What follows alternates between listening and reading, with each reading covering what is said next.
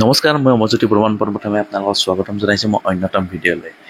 বহুত দিনৰ মূৰত আজি পুনৰ ভিডিঅ' এটা প্ৰস্তুত কৰিবলৈ ওলাইছোঁ আপোনালোকৰ কাৰণে। যিহেতু এইকেইদিন ভিডিঅ' দিব পৰা নাছিলোঁ এটা কাৰণত, কাৰণ আমাৰ সম্বন্ধীয় এজন মানুহ ঢুকাইছিল। তো অকণমান লাগি ভাগি আছিলোঁ এই কৰ্মটোত, সেইবাবে ভিডিঅ' দিব পৰা নাছিলোঁ। তো যিকোনো হওক, আজি আমি আলোচনা কৰিম ক্লাছ 6ৰ জিঅ'গ্ৰাফী পৰ্চনৰ দুটা চেপ্টাৰ। মানে বাকী 6টা চেপ্টাৰ আমি আলোচনা কৰি থৈ গৈছিলোঁ, দুটা চেপ্টাৰ পেণ্ডিং হৈছিল, আৰু এই দুটা চেপ্টাৰটোৰ পৰা কি কি ইম্পৰ্টেণ্ট কুৱেশ্যন বনিব পাৰে বা সেইখিনি আজি আলোচনা কৰিম এই ভিডিঅ'টোত।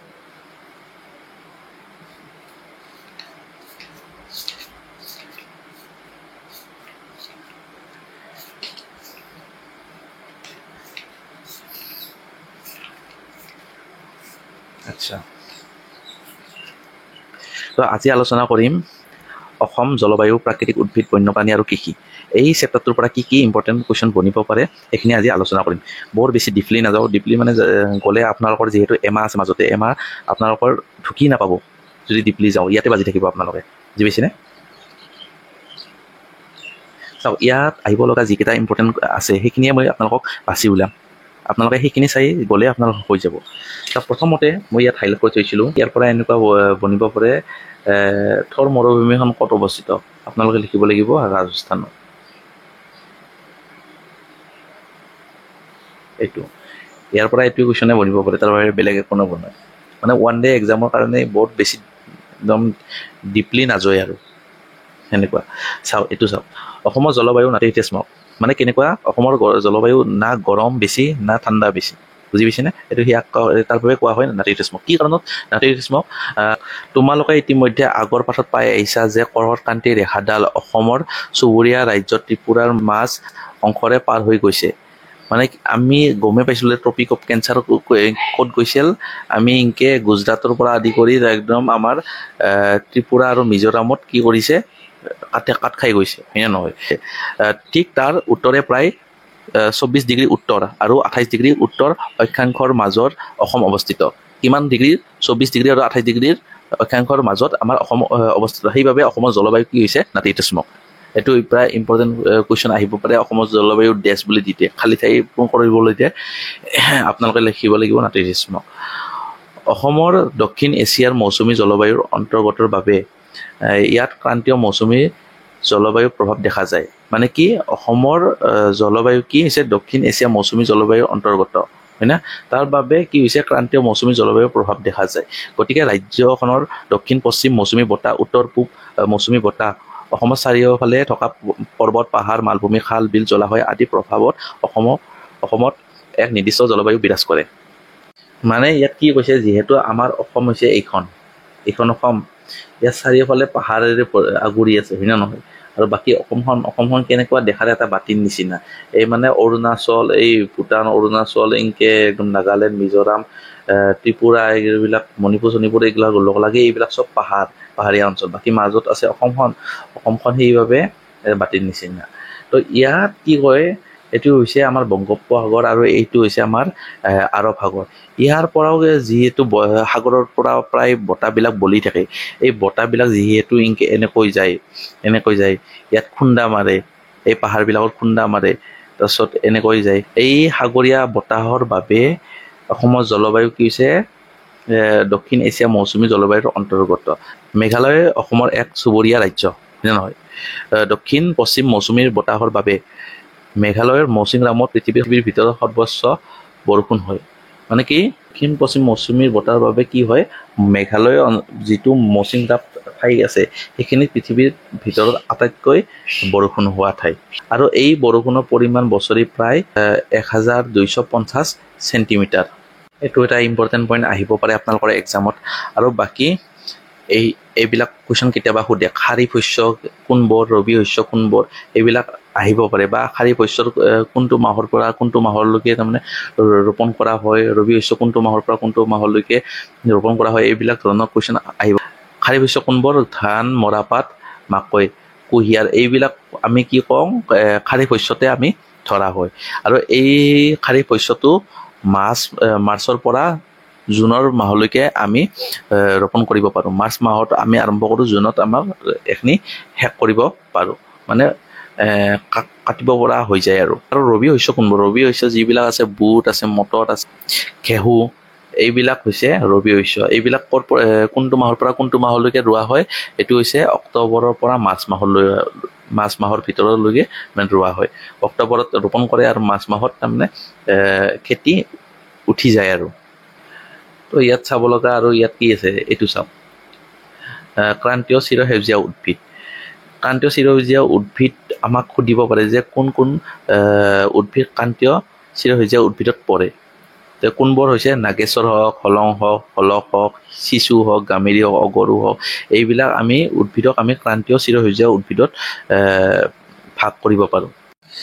অসমত যিবোৰ অঞ্চলত গড়ে 200 চেণ্টিমিটাৰতকৈ বেছি বৰষুণ আৰু 25 ডিগ্ৰীতকৈ বেছি উষ্ণতা আছে তেনে অঞ্চলৰ ক্ৰান্তীয় চিৰসেউজীয়া গছ গছনি পোৱা যায় মানে কেনেকুৱা যিবিলাক অঞ্চলৰ গড়ে 200 চেণ্টিমিটাৰতকৈ বেছি বৰষুণ হয় আৰু 25 ডিগ্ৰীতকৈ বেছি উষ্ণতা পোৱা যিবিলাক ঠাই আছে সেইবিলাক ঠাইতে মানে এইবিলাক গছ আমি পোৱা যাওঁ মানে চিৰসেউজীয়া উদ্ভিদ আমি পাওঁ মানে কোনবিলাক নাগেশ্বৰ হলক চিচু গামেৰি অগৰু খকন এইবিলাক আমি চিৰসেউজীয়া উদ্ভিদত আমি ভাগ কৰিব পাৰোঁ আৰু কোনবিলাক ঠাইত আমি এইবিলাক চিৰসেউজীয়া উদ্ভিদবিলাক পাওঁ উত্তৰ পূব অসমৰ পাহাৰীয়া কাষৰীয়া অঞ্চল উত্তৰ কাছাৰ জিলা বৰাক উপত্যকা কোনো ঠাইত এই ধৰণৰ উদ্ভিদ পোৱা যায় মানে এইবিলাক ঠাইতে আমি চিৰসেউজীয়া উদ্ভিদবিলাক প্ৰায় পাওঁ ইয়াৰ কাৰণ জানেনে আপোনালোকে যদি মই থুলমূলকৈ আপোনালোকক বুজাই দিওঁ চাওক এইখন হৈছে অসম এইখন অসম এই অসমখনৰ চাৰিওফালে পাহাৰ আছে এই যেনে ভূটানৰ পাহাৰ ইয়াত অৰুণাচল পাহাৰ ইয়াত আছে নাগালেণ্ডৰ ইয়াত আছে মণিপুৰৰ ইয়াত আছে মিজোৰাম ইয়াত আছে ত্ৰিপুৰা আৰু এইখন হৈছে মেঘালয় হয়নে নহয় মাজতো এইটো ইণ্ডিয়া ইয়াততো বংগোপসাগৰ আছে ইয়াত আছে আৰৱ সাগৰ এইবিলাক যেতিয়া আৰৱ আৰু বংগোপৰ পৰা যিবিলাক বতাহ যায় আৰু বতাহৰ ফলত অকল বতাহে নাযায় বতাহৰ পৰা কি কয় বতাহে এই সাগৰৰ পৰা কিছুমান পানী লৈ যায় মানে লগত লৈ যায় আপোনালোকে মনত কৰিছেনে যে তিতা কাপোৰ এখন যদি আমি মেলি দিওঁ তাৰত যদি আমি মেলি দিওঁ অট'মেটিক পানীবোৰ শুকাই যায় কিয় শুকাই যায় কাৰণ কিয় বতাহে ইয়াৰ পানীৰ টোপবোৰ কঢ়িয়াই লৈ যায় তো ঠিক তেনেকৈ বংগোপসাগৰ আৰু আৰৱ সাগৰৰ পৰা পানীবিলাক তাৰমানে বতাহে কঢ়িয়াই লৈ যায় কি কৰে ইয়াত খুন্দা মাৰে এই পাহাৰীয়া অঞ্চলবিলাকত ইয়াত খুন্দা মাৰে যিখিনি ঠাইত খুন্দা মাৰে তাৰে কাষৰ অঞ্চলত বৰষুণৰ প্ৰভাৱটো যথেষ্ট বেছি হয় ইয়াত খুন্দা মাৰিল ইয়াৰ কাষৰীয়া অঞ্চলটোবিলাক বৰষুণ বেছিকৈ মাৰিব কিছুমান বতাহ আকৌ পাৰ হৈ যায় মানে পাহাৰৰ ওপৰেদি পাৰ হৈ যোৱাৰ পিছত অৰুণাচলত খুন্দা মাৰে ইফালে খুন্দা মাৰে এই খুন্দা মৰাৰ পিছত যিবিলাক তলৰ সমতল অঞ্চল আছে সেই সমতল অঞ্চলবিলাকত যথেষ্ট বৰষুণ হয় যেনে লখিমপুৰ হওক ধেমাজি হওক ডিব্ৰুগড় হওক তিনিচুকীয়া হওক বা যোৰহাট হওক এইবিলাক অঞ্চলত তাৰমানে যথেষ্ট আমি বৰষুণ হোৱা দেখা পাওঁ আৰু ইয়াত এটা আছে বৰাইল পাহাৰ এখন আছে আৰু পাহাৰৰ যিটো শৃংগ আছে আপোনালোকে জানে যে লাইকে ইয়াতো খুন্দা মাৰে এইখিনি ঠাইতো খুন্দা মাৰে এইখিনি ঠাইত খুন্দা মৰাৰ পিছত ইয়াৰ তলৰ ভাগত যিবিলাক আছে ইভাগেতো কাৰ্বি আংলং আছে পাহাৰ ইফালে খুন্দা মাৰি কিনে এইখিনি ঠাইত মানে বৰষুণৰ প্ৰভাৱটো যথেষ্ট হয় সেইবাবে এইখিনি অঞ্চলত কি হয় চিৰসেউজীয়া উদ্ভিদবিলাক যথেষ্ট দেখা যায় মানে কি ইয়াত 200 চেণ্টিমিটাৰতকৈ বেছি বৰষুণ হয় আৰু 25 চেণ্টিগ্ৰেডতকৈ বেছি উষ্ণতা হোৱা যিবিলাক ঠাই আছে এই ঠাই অঞ্চলত তাৰমানে হিচাপে পৰিগণিত হৈ ইয়াত চিৰসেউজীয়া উদ্ভিদবিলাক বিৰাজ কৰে আৰু এইটো পাতত এটা চাব লগা আৰু এটা আছে এইখন চাৰ্ট এটা মষ্ট ইম্পৰ্টেণ্ট চাৰ্ট এইখন আপোনালোকে কালেক্ট কৰি লৈ ল'ব যদি নাই আপোনালোকৰ মই ভিডিঅ' ডিছক্ৰিপশ্যনত দিয়ে দিম বাৰু তাৰ পৰা আপোনালোকে এখন ডাউনলোড কৰি ল'ব পাৰিব বুজি পাইছে তো এইখন চাৰ্ট কিয় ইম্পৰ্টেণ্ট কাৰণ কিয় ইয়াত নেশ্যনেল পাৰ্কসমূহৰ কথা কোৱা আছে আৰু ৱাইল্ড লাইফ চেঞ্চুৰীৰ কথা কোৱা আছে কোনখন জিলাত কোনটো নেশ্যনেল পাৰ্ক বিলং কৰে সেইখিনি আপোনালোকৰ সুধিব বা ইয়াৰ মেইন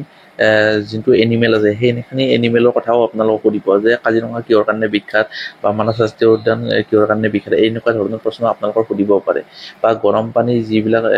অভয়াৰণ্য আছে বন্যপ্ৰাণী অভয়াৰণ্য এইবিলাক কোনটো জিলাত পৰে এনেকুৱা ধৰণৰ প্ৰশ্ন আপোনালোকৰ সুধিব পাৰে তো এইখন চাৰ্ট আপোনালোকে চাই ল'ব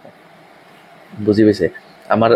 কি ৰাষ্ট্ৰীয় উদ্যান কিমানখন আছে আমাৰ 7খন আছে আপোনালোকে গম পাই নাপায় যে কাজিৰঙা আছে মানাস আছে ডিব্ৰু-চৈখোৱা আছে নামেৰি আছে ওৰাং আছে ডিমপেটকা আছে ৰায়মনা আছে আৰু এইবিলাকৰ কেতিয়াবা সুধে নেশ্যনেল পাৰ্কত কিমান চনত তাৰমানে এষ্টাব্লিছ হৈছে সেইখিনি আপোনালোকক সুধিব পাৰে তো সেইখিনি আপোনালোকে একেলগে চাই যাব আৰু এইখিনি এটা ইম্পৰ্টেণ্ট এখন এডিআৰ কাৰণেও ইম্পৰ্টেণ্ট এটা তো চাই যাব আপোনালোকে বাকী আৰু ইয়াত ইম্পৰ্টেণ্ট এটা আছে অসমৰ প্ৰায় 70% মানুহ কৃষিৰ ওপৰত নিৰ্ভৰশীল হৈ জীৱিকা নিৰ্বাহ কৰি আছে মানে আপোনালোকক সুধিব পাৰে যে অসমৰ কিমান % মানুহে কৃষিৰ লগত জড়িত মানে 70% কৃষিৰ লগত জড়িত বাকি 30% অন্যান্য সেক্টৰৰ লগত জড়িত হৈ আছে বাণিজ্যিক ভিত্তিক কৃষিক ৰোপণ খেতি বোলে সুধিব পাৰে কেতিয়াবা বাণিজ্যিক ভিত্তিক কৃষিক কি খেতি বুলি কয় ৰোপণ খেতি এইটো বাটত চাব লগা এখিনি আছে মেইন পইণ্ট কেইটা মই আলোচনা কৰি গেলো এইটো বাটত চাব লগা এখিনি আছে বাকি আজি আলোচনা কৰিম আমাৰ ভাৰত ইয়াত চাব লগা কি আছে আজি সেইখিনি চাও প্ৰথম কথা আমাৰ ভাৰত বুলি ক'লে আমি প্ৰথমতে কি গুৰুত্ব কৰি দিব লাগিব আমি ভাৰতৰ 4 সীমাখিনি আমি জানিব লাগিব প্ৰথমতে উল্লেখ কৰা আছে আমাৰ ভাৰতৰ 4 সীমা চাওক দেশৰ উত্তৰে নেপাল ভূটান আৰু হিমালয় পৰ্বতমালা দক্ষিণে ভাৰত মহাসাগৰ আৰু শ্ৰীলংকা আনহাতে পশ্চিমে আৰৱ সাগৰ আৰু পাকিস্তান পূবে বংগোপসাগৰ বাংলাদেশ আৰু ম্যানমাৰ ৰাষ্ট্ৰই আমাৰ ভাৰত পৰিবেষ্টিত কৰি ৰাখিছে বাকি ইয়াত দিয়া আছে কাশ্মীৰৰ পৰা একেৰাহে দক্ষিণত অৱস্থিত কন্যাকুমাৰীৰ দূৰত্ব প্ৰায় 3200 কিলোমিটাৰ আমাৰ এইখনটো ভাৰত আপোনালোকে দেখাই পাইছে এইখন ভাৰত ইয়াৰ কাশ্মীৰ কোনটো কাশ্মীৰ আছে এইটো পইণ্টত বাকি এইখিনিতো লাডাখ আছে এইটো পইণ্টৰ পৰা এইটো আছে তামিলনাডুৰ কন্যাকুমাৰী এই কন্যাকুমাৰী আৰু এই কি কয় কাশ্মীৰৰ দূৰত্ব কিমান আছে 3200 কিলোমিটাৰ এই ৰুটটো কেতিয়াবা আপোনালোকক সুধে এই যে নেশ্যনেল হাইৱে এটো কিমানত পৰে নেশ্যনেল হাইৱে এটো 44 হিয়ত পৰে 44 নেশ্যনেল হাইৱেত পৰে আপোনালোকৰ ইম্পৰ্টেন্ট প্ৰশ্ন এইটো আহিব পাৰে আৰু বাকি কি আছে আমাৰ পূবৰ পৰা পশ্চিমলৈ যিটো আছে সেইখিনি আছে পূবটো কয় আমাৰ পূব আছে আমাৰ পূবৰ ফালে ভাৰতৰ পূবৰ ফালে কি আছে অৰুণাচল প্ৰদেশ ইফালে অৰুণাচল প্ৰদেশ পৰে এই অৰুণাচল প্ৰদেশৰ পৰা এই গুজৰাটৰ এইটো কচ্ছলৈকে আমি ধৰা হয় উত্তৰে কাশ্মীৰ আৰু তলত আছে কন্যাকুমাৰী এইখিনিকে আমি ধৰা হয় সাধাৰণতে আৰু এটা ইম্পৰ্টেন্ট প্ৰশ্ন এটা আছে ভাৰতৰ জনসংখ্যা 2011 চনত লোকপিয়ল অনুসৰি প্ৰায় 120 কোটি আছিল 120 কোটি আছিল কেতিয়া আছিল 2011 চনত এতিয়া কি হৈছে এতিয়াতো অকণমান বাঢ়িছে এতিয়া কিয় বাঢ়িছে কাৰণ আমাৰ ইণ্ডিয়াখন হৈছে পপুলেশ্যনৰ ভিতৰত 1 নম্বৰ এটা কান্ট্ৰি তো আপোনালোকক সুধিব পাৰে যে এতিয়া কিমান হৈছে এতিয়া চাগে মেবি হ'ব পাৰে 142 কোটি চাগে হ'ব পাৰে আপোনালোকে একবাৰ ডাটাটো চেক কৰি ল'বচোন মই অকণমান পাহৰি গৈছোঁ তো পপুলেশ্যনৰ ভিতৰত এতিয়া ইণ্ডিয়া 1 নম্বৰ আছিল আগতে আছিল চীন এতিয়া ইণ্ডিয়া 1 নম্বৰত 7খন ৰাষ্ট্ৰই ভাৰতৰ পশ্চিমৰ পৰা উত্তৰ সীমাৰে পূবলৈ আগুৱাই আছে ইয়াৰে আফগানিস্তান আৰু পাকিস্তান উত্তৰ পশ্চিমে অৱস্থিত প্ৰতিবেশী ৰাষ্ট্ৰ চীন নেপাল আৰু ভূটান ভাৰতৰ উত্তৰে সীমাত অৱস্থিত ভাৰতৰ পূব দিশত বাংলাদেশ আৰু ম্যানমাৰ ৰাষ্ট্ৰ অৱস্থিত আমাৰ ভাৰতৰ দক্ষিণ দিশে অৱস্থিত দ্বীপ ৰাষ্ট্ৰ হ'ল শ্ৰীলংকা ইয়াৰ পৰা এটা প্ৰশ্ন বনিব পাৰে যে 7খন ৰাষ্ট্ৰ আমাৰ ভাৰতত আগুৰি আছে 7খন কোনখন হ'ব ম্যানমাৰ ভূটান আফগানিস্তান পাকিস্তান শ্ৰীলংকা চীন আছে নেপাল আছে এইবিলাক ৰাষ্ট্ৰই মিলি আমাৰ ভাৰতখন 7খন ৰাষ্ট্ৰই আগুৰি আছে আৰু মান্নাৰ উপসাগৰ আৰু প্ৰাক প্ৰণালীয়ে ভাৰতক শ্ৰীলংকাৰ পৰা পৃথক কৰিছে এইটো এটা ইম্পৰ্টেন্ট প্ৰশ্ন এইটো যি আছে ইয়াক পৃথক কৰিছে মান্নাৰ উপসাগৰ আৰু প্ৰাক প্ৰণালীটো মই কৈছোঁ দুই জলভাগে লগ কৰা ঠেক জলভাগক কি কোৱা হয় প্ৰাক প্ৰণালী বুলি কোৱা হয় তো এইখিনি কথা আপোনালোকে মনত ৰাখিব বাকী চাব লগা ইয়াত কি আছে হিমালয়ৰ কথা অকণমান কোৱা আছে হিমালয় আপোনালোকে গম পায় যে হিমালয় কোনখন আমাৰ হৈছে হিমালয় এইটো পৰ্চনৰ পৰা একেবাৰে নৰ্থ ইষ্টলৈকে যোৱা যিকেইখন আছে পাহাৰ সেইবিলাক চব হৈছে হিমালয়ৰে অংশ বুজি পাইছেনে আমাৰ নৰ্থ ইষ্টত যিবিলাক আছে পাহাৰীয়া অঞ্চল এইবিলাক পাহাৰৰ আমি কি হিমালয়ৰ ভাগখিনিক আমি কি কওঁ পূৰ্বাঞ্চল বুলি আমি কওঁ বুজিছে আৰু তলত যিবিলাক আছে হিমালয় লেয়াৰ মানে তিনিটা লেয়াৰ সেইটো কি আছে সেইটো হৈছে উচ্চ হিমালয় নিম্ন হিমালয় আৰু বহি হিমালয় এই তলৰ যিটোমান আছে বহি হিমালয় এই বহি হিমালয়কে আমি কি কওঁ বোলো আমি বহি হিমালয়ৰ আন এটা নাম হৈছে আমি শিৱালিক বুলি আমি জানো বুজি পাইছে কেতিয়াবা সুধিব পাৰে যে বহি হিমালয় কি বুলি জনা যায় সেইটো হৈছে শিৱালিক মনত ৰাখিব বাকী আপাৰ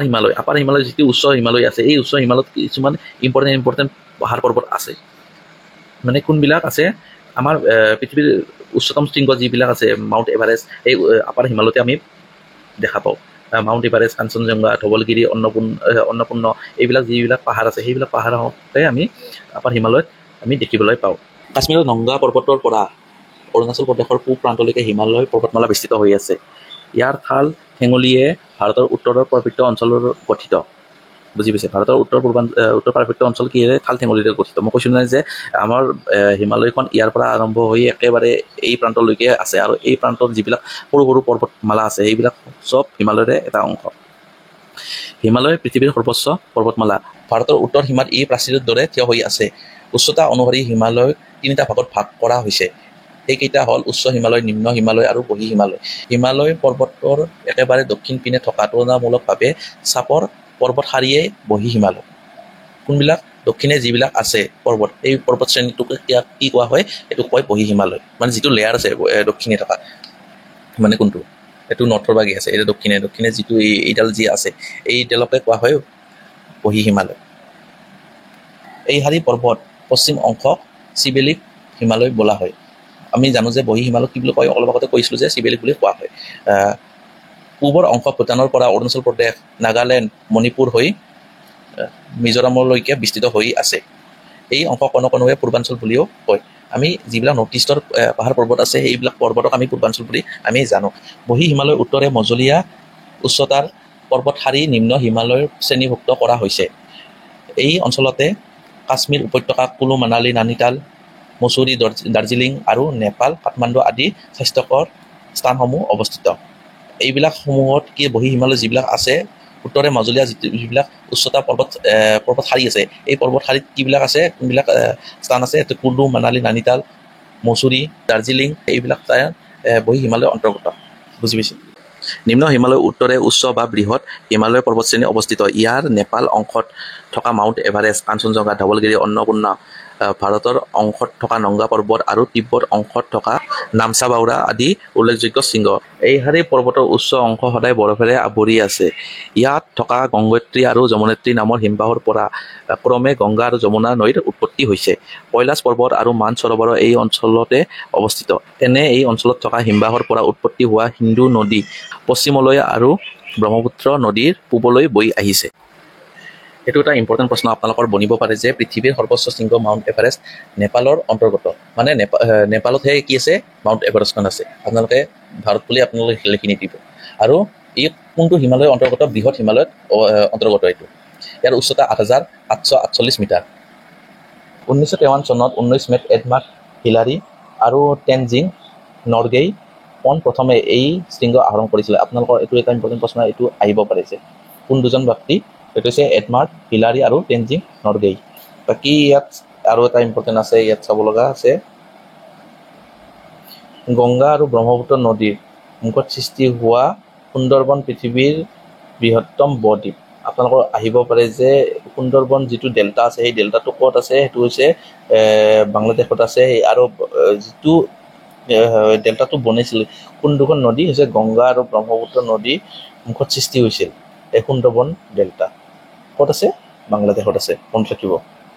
গংগা আৰু ব্ৰহ্মপুত্ৰ নদীৰ উপত্যকাত বহুতো অশ্বক্ষুৰা আকৃতিৰ হ্ৰদ জলাশয় চৰ চাপৰি বিল আদি আছে অশ্বক্ষুৰা আপোনালোকে জানেনে যে অশ্বক্ষুৰা হ্ৰদ বা এনেকুৱা কেনেকুৱা ধৰি লওক ইভাগে নদী এখন বহিল ইভাগে নদী এখন বহি কেনে ঘোঁৰাৰ নিচিনা ঘোঁৰাৰ ঠেঙৰ নিচিনা যিটো ঘোঁৰাৰ একদম তলৰ ভাগৰ যিটো নিচিনা এটা অংশ এটা সৃষ্টি কৰে ঠেঙৰ যিটো ঘোঁৰাৰ আকৃতিৰ থাকে এই অংশটোকে কি কোৱা হয় অশ্বক্ষুৰা হ্ৰদ বুজি পাইছে ইয়াত চাব লগা কি আছে চাওকচোন ইয়াত বিন্দু আৰু সাতপুৰা পূবফালে পূবঘাট আৰু পশ্চিমফালে পশ্চিমঘাট পৰ্বত আছে দক্ষিণাত্য মালভূমি উত্তৰে আৰৱলী পৰ্বতৰ পৰা দক্ষিণৰ কন্যাকুমাৰীলৈকে বিস্তৃত হৈ আছে ইয়াত নৰ্মদা আৰু গোদাৱৰী নদীৰ মাজৰ অংশ ঘাইকৈ মহাৰাষ্ট্ৰ ৰাজ্যৰ অংশটো কলা মাটিৰে গঠিত এই আপোনালোক মই যোৱা ভিডিঅ'ত কৈছিলোঁ যে কলা মাটি যিবিলাক অঞ্চল আছে সেইবিলাক অঞ্চলত কি হয় কিহৰ খেতি হয় ইয়াত লেখাই আছে ধুনীয়াকৈ যে এই অঞ্চলটো কপাহ খেতিৰ বাবে বিখ্যাত নীলগিৰি অঞ্চল প্ৰচুৰ পৰিমাণে চাহ আৰু কফি খেতি হয় বুজি পাইছে নীলগিৰি অঞ্চলত কি হয়, চাহ আৰু কপাহ খেতি হয়। আৰু বাকী এই যিবিলাক কলা থকা ঠাইবিলাক আছে, ৰাজস্থান হওক, বাকী গুজৰাট হওক, এইবিলাক অঞ্চল অকণমান কলা মাটিৰে গঠিত। সেইবাবে এই অঞ্চলত তাৰমানে খেতিৰ বাবে উপযোগী কোনটো খেতি হয়, সেইটো হৈছে কপাহ খেতি। আৰু ইয়াত ধুনীয়াকৈ মই লিখি দিছিলোঁ কেইটামান, আপোনালোকে মাৰ্ক কৰিব পাৰে। মই যেতিয়া প্ৰিপাৰেশ্যন কৰিছিলোঁ ইয়াত ধুনীয়াকৈ লিখি দিছিলোঁ যে যিবিলাক পৰ্বতমালা আছে ক'ত আছে, সেইটো হৈছে MP ত আছে, মধ্যপ্ৰদেশত আছে, আৰু বোলে ক'ত আছে, ৰাজস্থান, গুজৰাট, দিল্লীত আছে, বা হাৰিয়ানাতো আছে। ইয়াত সাতপুৰা ক'ত আছে, মধ্যপ্ৰদেশত আছে। নীলগিৰি ক'ত আছে, তামিলনাডু, কৰ্ণাটক, কেৰেলা, এইবিলাক অঞ্চলত নীলগিৰি পৰ্বত আছে। আপোনালোকে লিখিব পাৰে। আৰু এটা ইম্পৰ্টেণ্ট প্ৰশ্ন, এইটো প্ৰশ্নৰ পৰা মেবি এইবাৰ আপোনালোকৰ এক্সামত আহিব পাৰে। এইটো মষ্ট ইম্পৰ্টেণ্ট প্ৰশ্ন, চাওক আপোনালোকে মনত ৰাখক যে এনেকুৱা ধৰণৰ প্ৰশ্ন আহিব যে কোনখন নদী ইয়াৰ দক্ষিণে অৱস্থিত। আপোনালোকৰ আহিব পাৰে এনেকুৱা ধৰণৰ প্ৰশ্ন। আৰু এনেকুৱাকৈ আহিব পাৰে যে ইয়াৰে ভিতৰত কোনখন নদী বংগোপসাগৰত পৰিছে বা আৰৱ সাগৰত পৰিছে, এনেকুৱা ধৰণৰ প্ৰশ্ন আহিব পাৰে। চাওক এইটো আপোনালোকে মনত ৰাখক। দক্ষিণাত্য মালভূমি অঞ্চলটো উত্তৰ পশ্চিমৰ পৰা দক্ষিণ পূবলৈ ক্ৰমান্বয়ে এঢলীয়া। এনে হোৱাৰ বাবে দক্ষিণাত্য প্ৰায়বোৰ প্ৰধান নদী যেনে মহানদী গোদাবৰী, কৃষ্ণা, উত্তৰ পেন্নাৰ, দক্ষিণ পেন্নাৰ, কাবেৰী, ৱাইগাই আদি পশ্চিম ঘাট পৰ্বতৰ পৰা ওলাই পূবলৈ বৈ বংগোপসাগৰলৈ পৰিছে। এইটো এটা ইম্পৰ্টেণ্ট প্ৰশ্ন। কোন নদী, মহানদী, গংগা, কৃষ্ণা, উত্তৰ পেন্নাৰ, দক্ষিণ পেন্নাৰ, কাবেৰী, ৱাইগাই আদি এইবিলাক নদী ক'ত পৰিছে, বংগোপসাগৰত পৰিছে। আৰু নৰ্মদা আৰু তাপ্তি এই নদীখন কি কৰিছে, এই নদীখন ক'ত পৰিছে, আৰৱ সাগৰত পৰিছে। বুজি পাইছে? এই মেপখনত চালে আপোনালোকে গমেই পাব যে ক'ৰ পৰা নদীখন জেনেৰেট হৈ ক'ত পৰিছে আপোনালোকে দেখিবলৈ পাব। চাওকচোন